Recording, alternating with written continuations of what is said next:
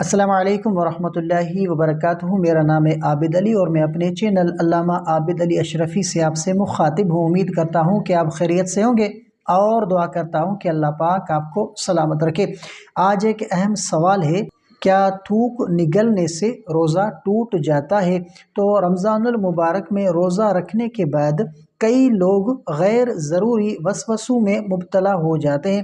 خاص طور پر یہ سوال، اگر ہم تھوک وہ نگل لیں تو کیا روزہ ٹوٹ جائے گا؟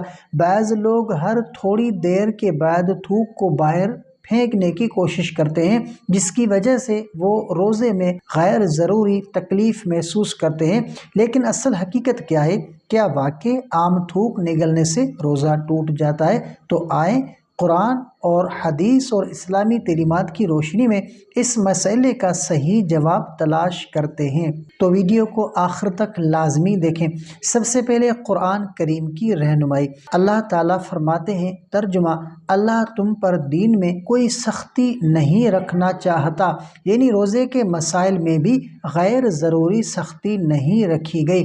نبی کریم صلی اللہ علیہ وآلہ وسلم کا فرمان ہے کہ بے شک اللہ تعالیٰ نے میری امت کے لیے خطا اور زبردستی کے تحت وہ کیے گئے عمل کو معاف کر دیا ہے۔ اور فقہ اسلامی کے مطابق اگر کوئی شخص اپنی عام تھوک وہ نگلتا ہے تو اس سے روزہ نہیں ٹوٹتا، کیونکہ یہ ایک قدرتی عمل ہے اور اس سے بچنا ممکن نہیں۔ اگر تھوک میں کوئی خارجی چیز شامل ہو، جیسے کہ بلغم، خون یا کھانے کے ذرات، اور وہ جان بوجھ کر نکل لیے جائیں تو یہ روزے کو مکروہ کر سکتا ہے، لیکن پھر بھی روزہ فاسد نہیں ہوگا۔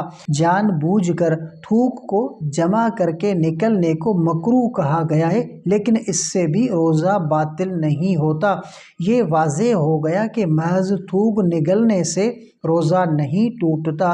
ہمیں دین میں بے جا سختی سے بچنا چاہیے اور وسوسوں میں مبتلا ہونے کے بجائے صحیح علم وہ حاصل کرنا چاہیے۔